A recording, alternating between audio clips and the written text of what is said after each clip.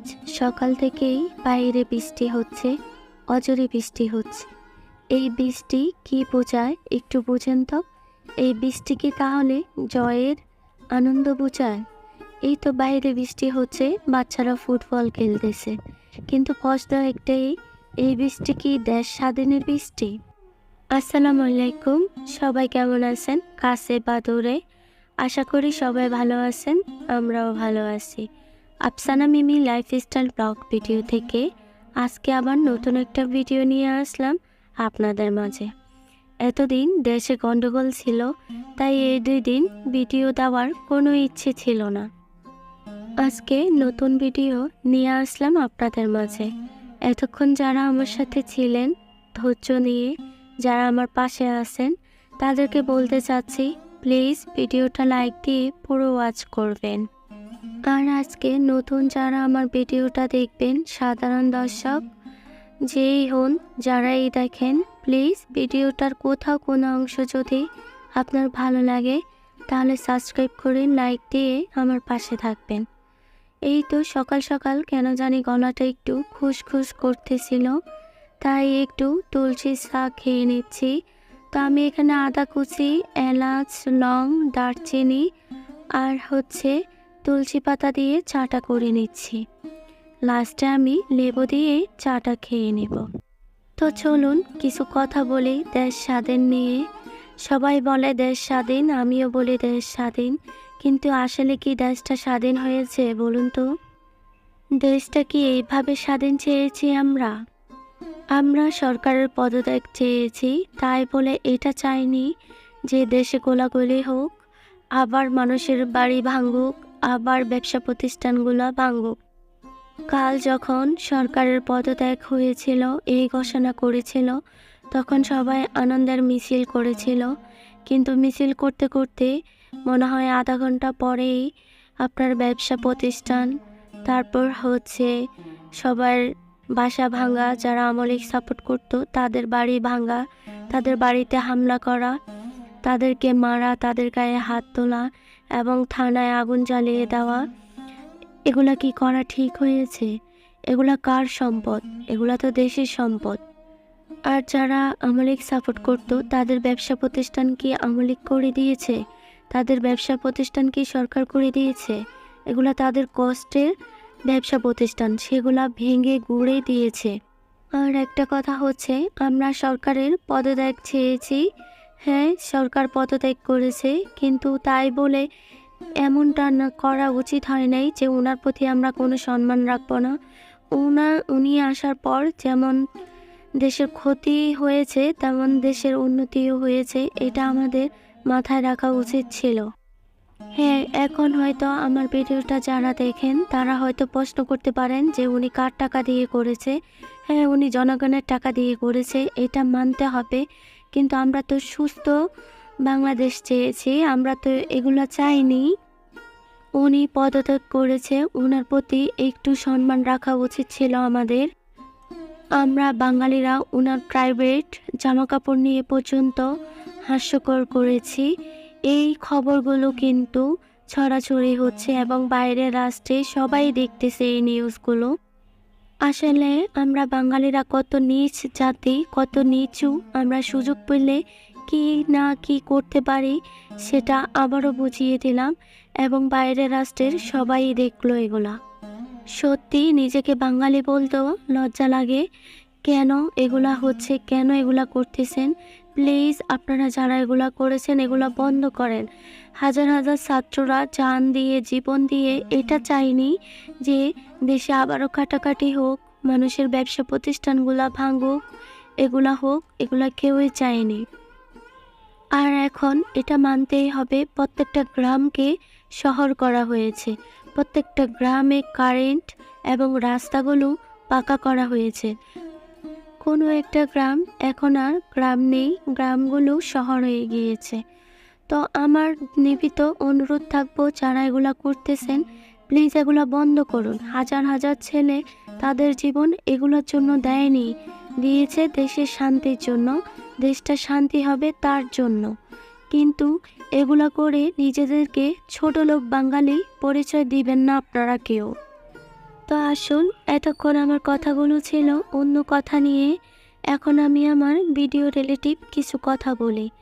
এই তো আজকে আমি করতে যাচ্ছি খিচুড়ি। যেহেতু টানা বৃষ্টি ছিল, এতদিন মনটা ভালো ছিল না, তাই করা হয়নি। আজকে খিচুড়ি করে নিচ্ছি। এখানে আমি খাসির মাংস ভুনা করব। তো আমি সব বাটা মশলা বেটে নিয়েছি। চলুন কি কি করতে লাগে আমি সেই কাজগুলো আগে করে নেই।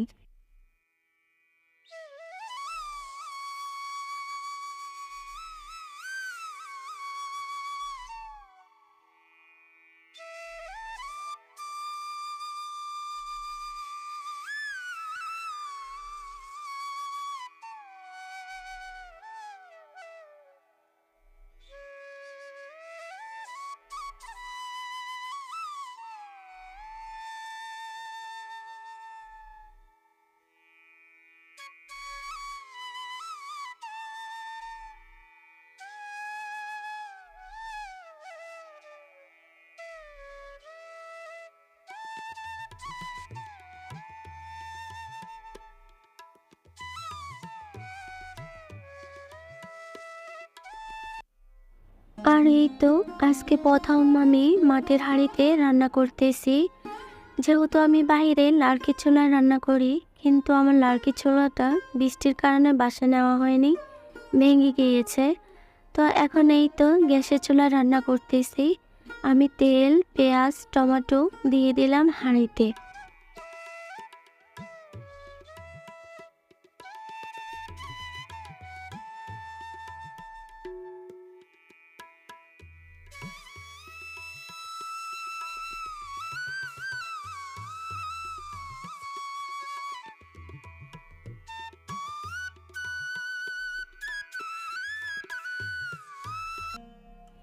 তারপর একে একে রসুন বাটা, আদা বাটা, জিরা বাটা, স্বাদ মতো লবণ দিয়ে, হলুদ দিয়ে, মরিচের গুঁড়ো দিয়ে ভালো করে কষিয়ে নেব পানি দিয়ে।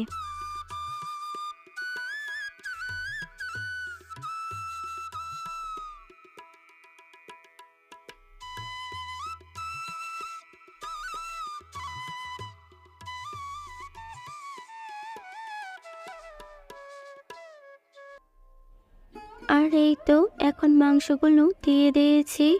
তো মাংসগুলো ভালো করে মশলার সাথে মিক্স করে কষানোর জন্য ঢাকনা দিয়ে ঢেকে দিয়েছি।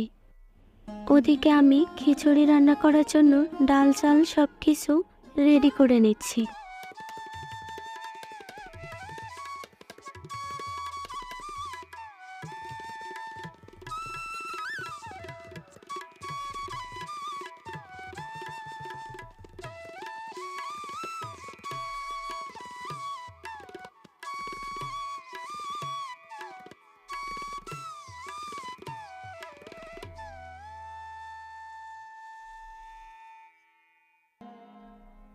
আর এখনই এই তো মাংসটা আমার কষিয়ে আসছে। আর আমি আজকে খিচুড়ি রান্নাটা আপনাদেরকে দেখালাম না।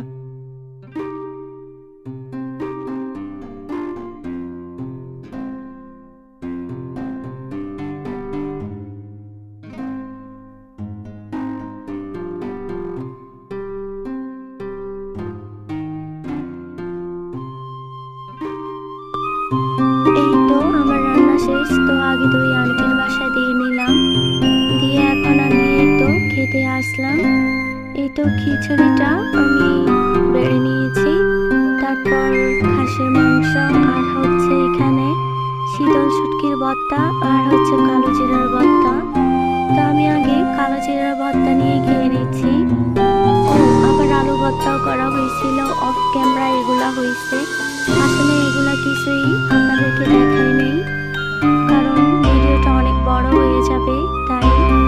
তারপরে তো আমি খেয়ে নিচ্ছি, তো আপনারা সাথেই থাকুন।